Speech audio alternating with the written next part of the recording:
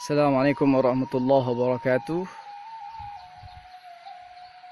Alhamdulillah. Wassalatu wassalamu ala rasulillah wa ala alihi wa mawalah la nabiyya ba'da.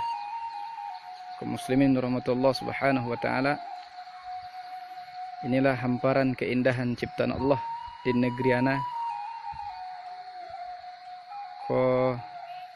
Lokasinya di Surau Tengah, Corong Koto Gadang, Nagari Simawang.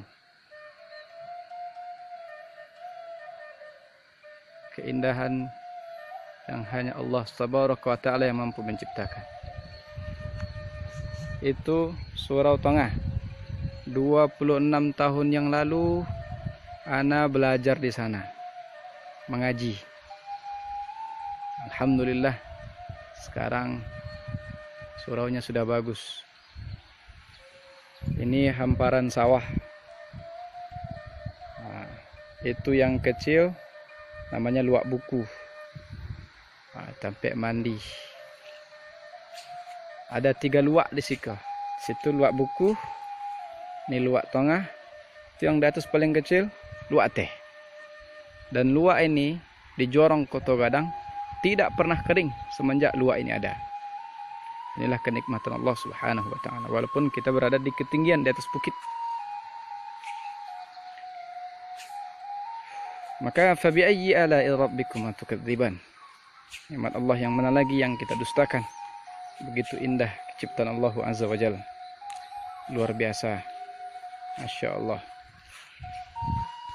Semoga Allah Subhanahu wa Ta'ala selalu menanamkan rasa kekaguman terhadap ciptaan-ciptaan Allah dan dapat menambah kecintaan kita kepada Allah Subhanahu wa Ta'ala.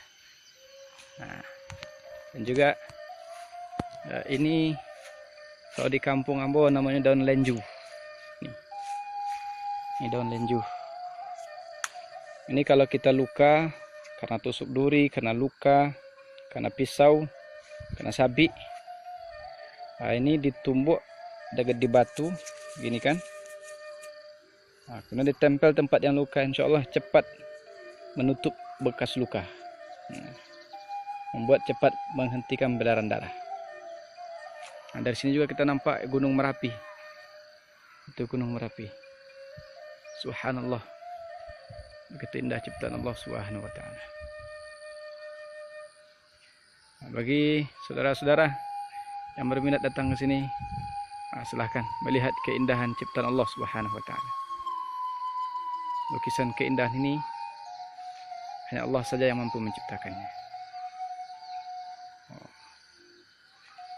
Assalamualaikum warahmatullahi wabarakatuh.